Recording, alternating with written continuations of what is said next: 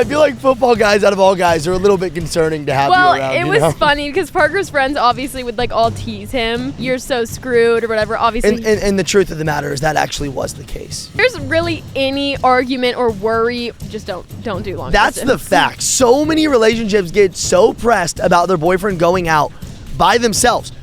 Pop it, twin. Welcome back to the Dating Diner to go. We are still in Kentucky.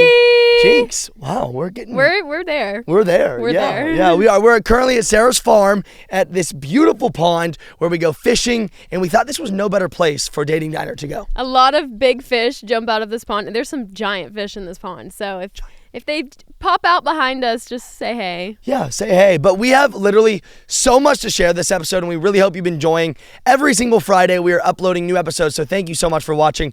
But Sarah, what are we talking about today? Well, Parker and I are big fans of Alix Earle, and we saw she just did an episode on how to survive long distance, and Parker and I survived. We know a thing or two. We definitely survived for 2.5 years, coast to coast. Long distance. And she's been in long distance for, I don't know exactly, but like 3 to 6 months-ish. And we thought, okay, she obviously has knowledge on it, but I think we have even more knowledge to share. We have more to add to the conversation. Exactly. So if you're going through something right now, long distance-wise, you got a boyfriend, girlfriend, whatever, on the other side of the country, world, we're here for you. We're here for you.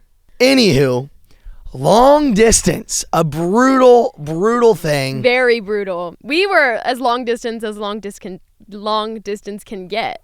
Oh, fish. We missed it. They're jumping out. We were very long distance. So I lived in Los Angeles, California. Sarah lived in a couple places. I lived in Kentucky when we first started dating. Right. Then I moved to Florida, like South Florida. So I was at the very bottom of Florida while he was in the coast of California. So we were coast to coast. Yes, but then you're missing out the part where... I know. What? Then I moved to London, England. Right. And then we were country to country. Yeah, that time zone made things really, really difficult. So we'll get into that in a moment. But I was going to say kind of what you're hearing right there with Sarah and how she's moved around so much. That's why we love doing Dating Diner to go, for people who don't know this already.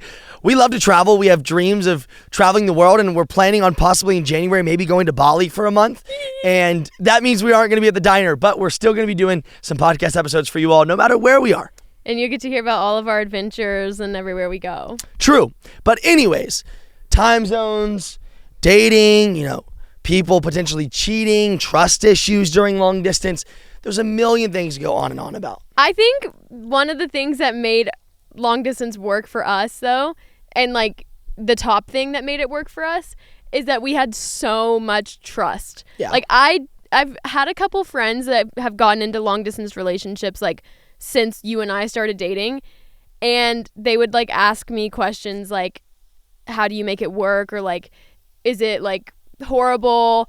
And I would always just tell them, look at the top of the water. I know, it's green like an alligator. It's kind of crazy. Yeah. I would always tell them, if you don't trust your boyfriend 100%, if there's even a 1% of you that is worried that he's going to cheat or go out and like talk to other girls, it's not going to work. Yeah, that is the absolute facts. And she sounds just like me, because I say the literally exact same thing.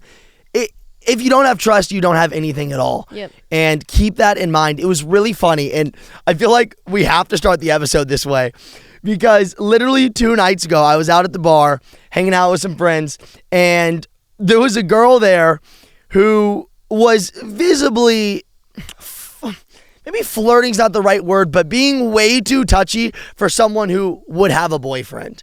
And at the end of the night... On you? No, not with me. Look, Sarah was building up like fuel in her eyes.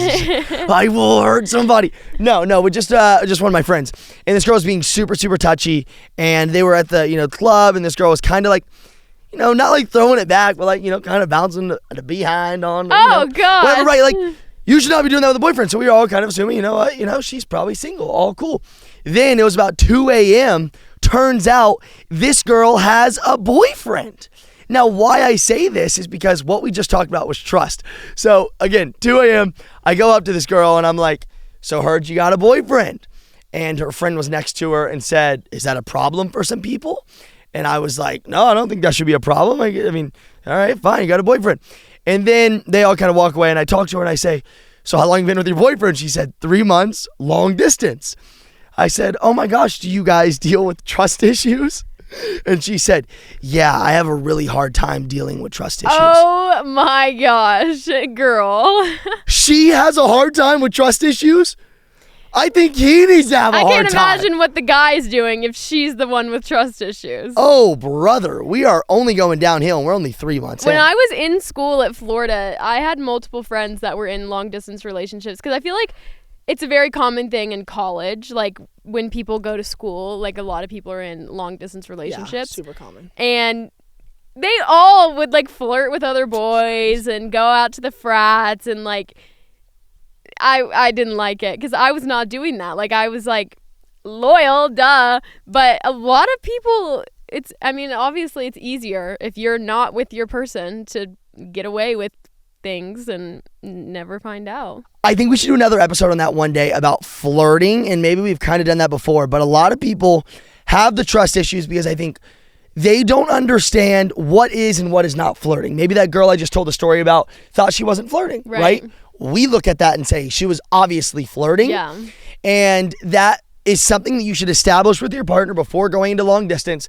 I don't want you doing this or this or this because you're so far away. It's so easy to have trust issues. Yeah. It's so easy to. And so if you set those boundaries from the get-go, keep in mind, and I'm telling you this, if someone is going to cheat, they will cheat regardless. You can't make someone not cheat. You can set as many rules as you want, but at the end of the day, if they're a cheater, they're going to cheat on you.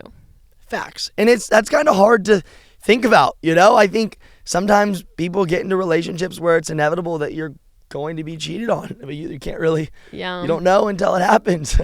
But that's why, like, I think when you're long distance, there's a lot of, like, respect. Like, you just don't do things out of respect of your partner not being there. Even if it's not technically flirting. Like, I would, like, when I would hang out with my friends or whatever, like, if there were guys there, I would always tell you, even if it was just, like, a group of people hanging out, because I respected you enough to be like, hey, just so you know, like, I'm with my friends, there's some guys around, like, we're all just kind of hanging out.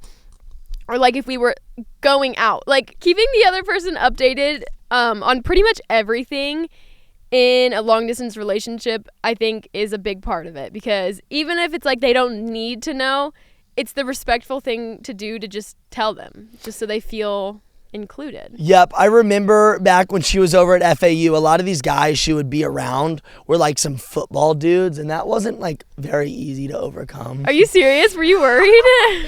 Dude, I feel like football guys out of all guys are a little bit concerning to have you around. Well, it was funny because Parker's friends obviously would like all tease him that, oh, Sarah's going to FAU. She's going to be in school. Like, there's going to be football and basketball boys. Like, you're so screwed or whatever. Obviously. And the truth of the matter is that actually was the case. You were hanging out with some Well, let me tell my story. Okay. Obviously, that was not true. Like, he was not. Nothing was ever going to happen. But when I moved in, funnily enough, the people literally directly across the hall from me were the football players of the school. How delighting for me to know. And I found out because I knew that across the hall it was some guys, and I had something like really heavy that I needed when I was moving in to be carried up. So I knocked on their door and I was like, hey, would you guys mind to just like help me carry this? And there was like a giant room just full of like football boys. So Parker definitely had to have some trust there. Obviously nothing ever happened. Are you like, okay? No, nothing ever did happen. But that concept, I can't wait to see the comments on that, man. People are going to be like, oh yeah, she definitely did something. I promise, everybody always loves to comment stuff like, she's definitely has 8 other boyfriends. She definitely... Guys, I'll tell you this right now, and I'm not just saying this because I'm like on camera or whatever. I won't even look at another man. I won't speak to another man. Like, I am so loyal to this man. The comments, honestly, of people saying that I have 8 other boyfriends makes me want to pull my hair out because I'm like, it's so That's not true. She is so loyal to me. Like, she gets so many comments on her TikTok post where people are like dissing on me because sometimes I will like rage bait people, and she literally blocked the word him from ever getting commented on her TikTok. Everybody was commenting on my video saying like, he's a cheater. He's a terrible guy. He's cheating on you. He's the worst. So I blocked the word he. That's how much my girlfriend cares about me. I was like, y'all aren't going to come on my page and talk crap about my man. So block. But she's right, though. Like, I mean, Sarah is the most loyal person. I feel like, red flag, by the way, if people say that at the beginning of the relationship and say that I'm the most loyal person, they're probably not the most loyal person. They're trying to convince you. Yeah, I would not listen to that. But that is the truth with Sarah. You know, she is extremely, extremely loyal. But anyways, like, there's literally so much more to talk about. Like, we have stories, we have other great things. And I think a major thing that we definitely need to get into ASAP is literally the epitome of it. How do you survive long distance? Yeah. Right? And that is challenging, as we've learned, as many of you have probably learned the same thing. And we've learned that 1 is obviously trust. And I think 2 is, I don't know off the top of my head. I was hoping that you would jump in there. I mean, you seemed like you were going somewhere with that. that. I know. And then I was hoping it would come to me. What is 2? 2. The number 2 reason on how to survive long distance is I have one. Oh, I have one too. Okay, go. Okay, rock, paper, scissors, shoot. No, you can go. Okay, it is definitely plan out your future. Was that what you were going to say? Oh, that's so sweet. Wait, should we make out? What? Oh. That was weird. Should we cut that? All right, you know what? We're not going to cut that. Plan out your future visits. I think it really helps to have hope in knowing when you're going to hang out next. There was only a few times, I think, for us that we said goodbye and we didn't know the next time we were going to see each other. But usually we always knew the next time we were going to see each other when we were saying goodbye to each other. And that really helps. If you're going indefinitely, like the days are just going by and you don't know when you're going to see your boyfriend or your girlfriend, that's when things start to get rough. It's hard. Yes, I agree. There's it no makes things hope. Rough. No hope. Yeah, I think to have those plans and say, hey, you know, on this date we're going to go on a dinner or we're going to go, you know, on a vacation or whatever that is for you, I think that's imperative. I agree. Yep. Oh, I have another one. When you do see each other, I think it's really, really, really, really, really important to make the most of your time. Oh, yeah. It's really easy, like, in a not long distance relationship, you're kind of like complacent to hanging out with each other because you're with each other all the time, and it can be easy to just like sit on the couch, watch a movie, like go out to dinner maybe every now and then. But when you're in a long distance relationship, your time together is so limited. It's so limited. And so when you are together, you have to make that time so quality in order to actually like get to know each other and make memories together and have a quality relationship that means something to you. Because if you're just hanging out with somebody like once or twice a month and you just sit on the couch together, it's not really even a relationship. No, it makes things so boring. Quality time is imperative, especially because I always say that my love language is quality time. And so I agree. That's definitely key. I'm really big into people like spending their time wisely, and spending your time wisely is not staying indoors all the time. I guess everybody loves to do different things, but for us, I love the outdoors. I really enjoy being here by the pond. You know, we come over to Sarah's place, and rather than staying inside of her room, whether we catch any fish or not, we do get to come down here to the dock and just fish off the dock and be outside and look at this God's beautiful creation. So I'm with you there. I thought of a couple other ones too that are just like of uber importance when it comes to long distance success. It is, and you kind of already touched on this, but tell your partner everything, whether it's oversharing or not. I don't think there's any limits in what's oversharing. Maybe it gets a little weird if you start telling her exactly what you ate for breakfast and how you cooked it and so on. I do that. I tell Parker literally everything. Like, I'm such an open book. Like, I'll be like, I just went to the bathroom. I also just, like, okay. That's true, though. She was driving home and she said, by the way, there's prisoners on the side of the road. And I was like, oh, cool. Like, I really didn't need to know that. Yes, I did. did. I tell him literally everything. But that's exactly my point. Like, not that I really need to know all those things, but especially when it comes to other girls being around. Prisoners on the side of the road. It was so unnecessary, but thanks. But yes, if there's other girls involved in the picture, make sure she knows if you are going out with your old girlfriends, your old girl best friends. I know that's an episode but in itself. Not even that. Like, obviously tell each other that, but like, just tell each other literally everything. Like, you're not together. You don't spend your time together. So you have to feel a connection somehow. Yep. So tell each other literally everything. Set those phone calls, if you guys are having tricky work schedules, set the time for you guys to chat every single Monday at this time and every Tuesday. Monday. Dude, I've watched a lot of movies where sometimes relationships only talk like once a week. That's insane to me. I mean, comment down below right now and tell me, how often do you and your boyfriend or girlfriend or whatever chat? That's insane to me. I could never be in a long distance relationship. Parker and I, there was not a day of long distance that we did not talk on the phone. Yeah. Maybe sometimes it was a busy day and we didn't talk till like late at night. I think there was one. No, there's never never been one day that we haven't spoken. That's crazy. I could not. I don't know if I'm in support of going multiple days without talking on the phone. But sometimes it's unacceptable. You have to. Unacceptable. Wait, that was the wrong. I was about to say, I think it's the wrong word. Unavoidable? Unavoidable. Yes, sometimes it's unavoidable. You literally have to. I get that, and if that's the case, like, sure.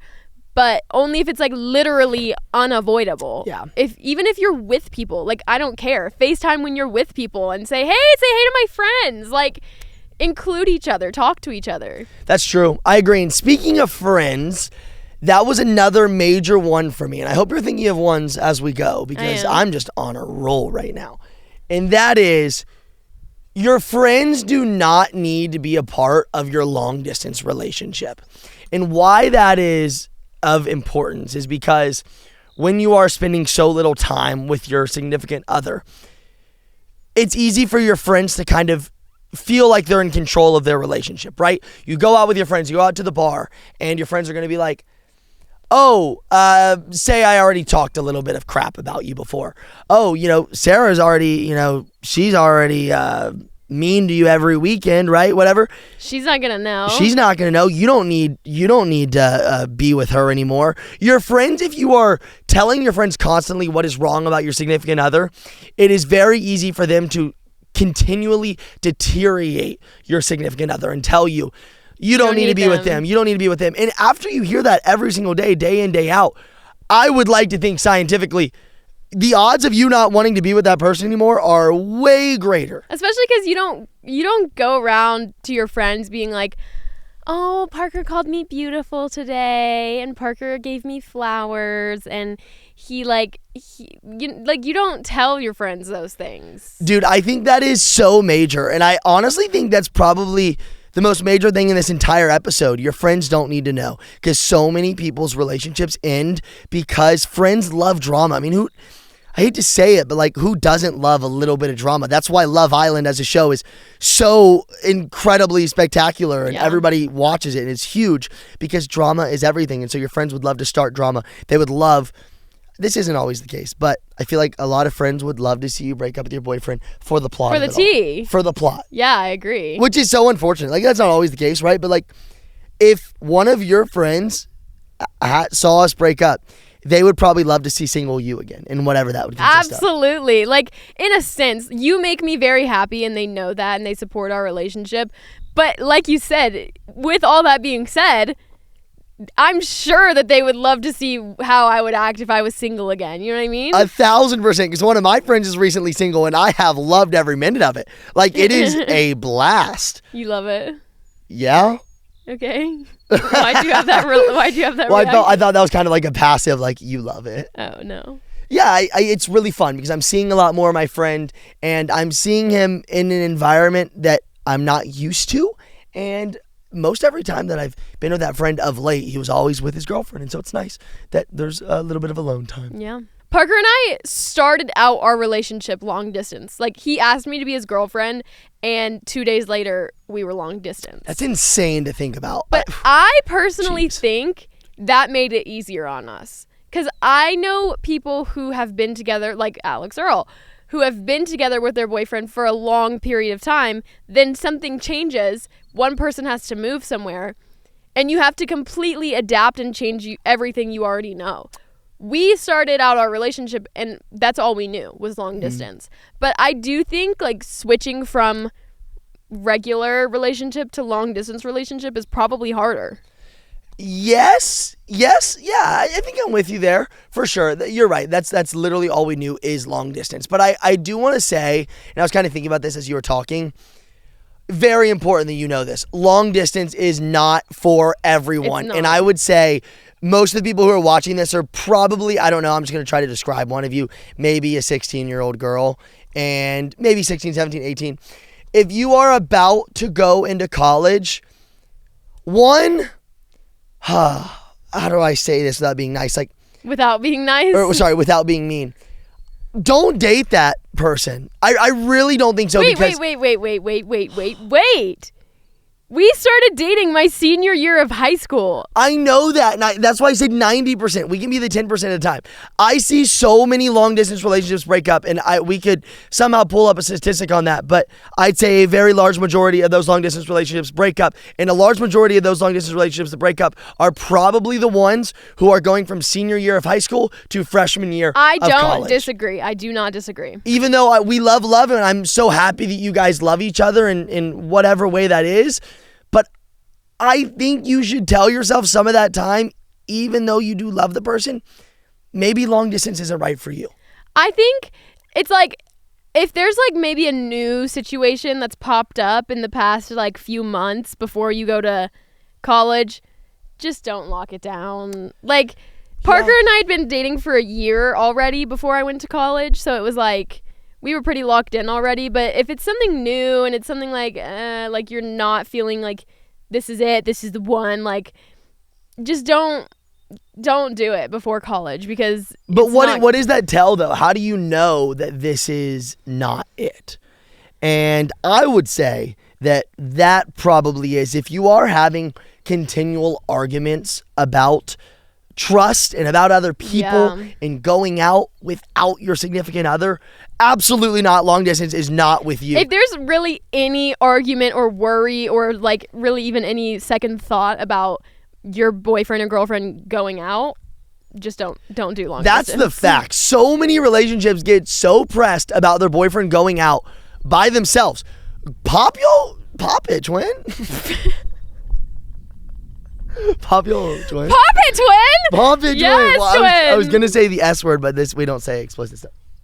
You guys saw that. That was a fish. There was, I think, two. There was two. I think there was two fish. But real talk. There's in relationships, there is so much chatter around people going out. And it's like, people are like, oh, he went out without me, or oh, he went out with his friends, or oh, he spoke to a girl at the bar, or whatever. If you have any of those thoughts, don't do long distance, because you have to, like, Parker is okay with me going out. Like, I went out with my friends, we went to the line dancing bar, we would go out, and it was great, and it was fun. Although Sarah and I don't really love to go out regardless, which I think kind of makes it better. It helps. If you have a partier, that's what I was about to say, of a significant other, I would say steer clear. But not always. But if you know your person is a party animal and you're about to live far apart, you either got to be okay with it or just don't do it. That's the truth, for sure. I think we both had our party phase in our life. Yeah. And it was a fun phase, I guess, while it lasted. And I've seen a lot of those people, and this wasn't exactly me, I guess it kind of was me, but I've seen a lot of those people who go to parties simply just like, for girls. And that's just like such a wrong mindset.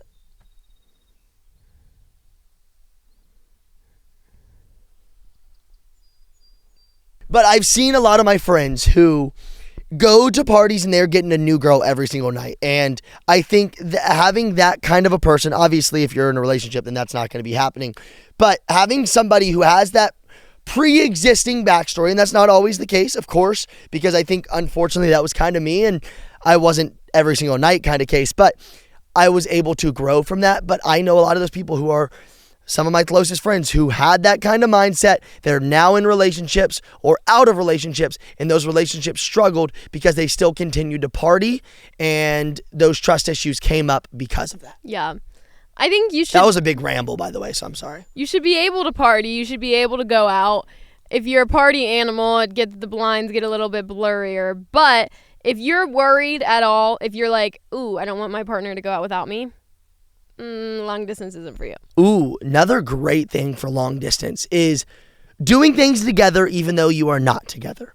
And that is when you're on FaceTime, if you guys want to cook food together, or if you guys want to download one of those apps where you can watch a movie at the same time. Sure, that's a date night in itself. Yes. And more of that is clutch. Yeah, you got to get creative. FaceTime is going to be your best friend if you're long distance. Just FaceTime all the time when you're with people, when you're out to dinner, when you're in bed, like just all the time FaceTime. I would love to know what the numbers were on how often we FaceTimed. Like, it was a lot. The thing is, Hundreds.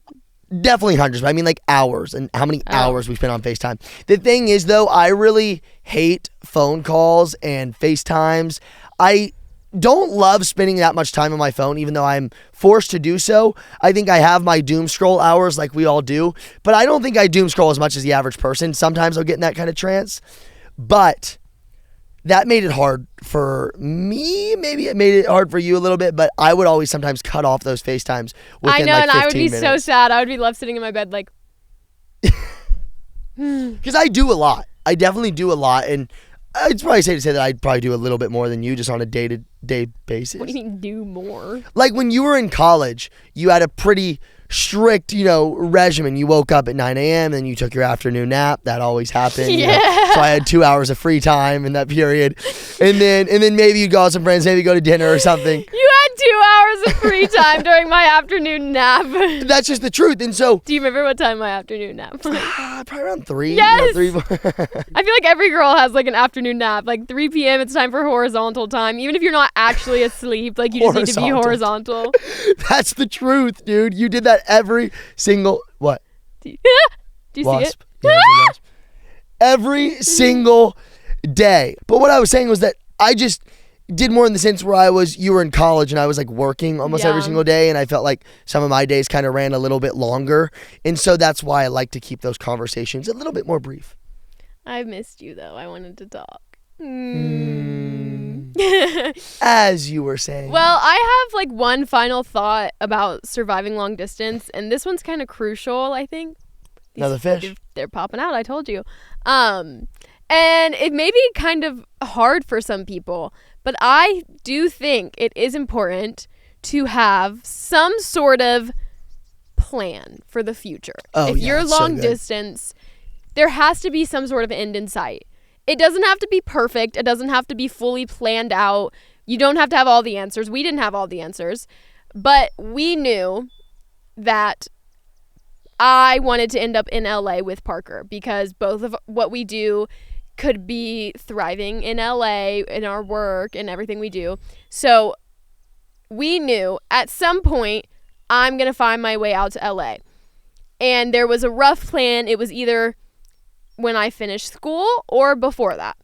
And if you have no clue, like if you're just dating this person and you just have absolutely no idea how you're going to end up together or when or where or anything, you're just dating, it's like, do you have a future together? Is there even a point? No. I think simple as that, no, because the people who set the plan, and Sarah was much more of a plan setter than I was. I feel like I kind of just go with the flow, and I definitely helped in that process. But normally when you set that plan, and if your significant other seems like there's any sort of apprehension in how that plan is going and they're not verbalizing that and it just something seems off, I think that should be your red flag from the get-go. A lot of the times, keep this in mind, long distance does not work. A lot of the times. in small parentheses. It does not work. It worked for us and we are super, super grateful. But don't be trying to force a long distance relationship if it was never meant to be. Like I said, you don't have to have all of the answers. We absolutely did not have all of the answers. No. Like we weren't sitting there like, we're going to be long distance for 2.5 years. I'm going to move to LA in January of 2025. It's going to be perfect. Like That was not how it was. We didn't know what year it was going to happen, but we knew I'm either going to be in Florida for the rest of these 4 years of college, and then I'll move to LA, or sometime before that. And that was our rough plan. But that helped. Even just that. It's not a perfect plan. We didn't have an exact answer, but having a rough idea helped tremendously. Because it goes back to what we were saying earlier in the episode, hope. Hope is Yes. a really fun thing to have, and thoughts of the future and envisioning what that would look like. I think that's a very romantic thing to talk about on date nights too. Yeah, well, if you have no hope, if you have literally no hope of when you're going to be together, it's like, it's not exciting. That's the truth. Well, listen, this has been a really fun episode. And also, I wanted to say before we wrapped it up, let us know if you have any guests that you would love for us to get on. We will try our best, but Who do you want to hear from? right? I mean, obviously, Alix Earle. I want to hear from her too. I do That too. would be amazing. But in the meantime, we're doing like one guest episode a month, and the other ones are with Sarah and I talking. But other than that, what an episode. What an episode. Thank you guys so much for watching our new episodes every single Friday. Hopefully we gave you some good knowledge bombs, maybe a little bit of advice. I think we did. I think this is our first episode where we actually really knew a lot about what we were talking We about. are experts on this topic. True experts. Well, we'll see you next Friday. Be sure to leave a like, subscribe, and leave us a 5-star review on Spotify, we love you. next time. Peace out. Bye.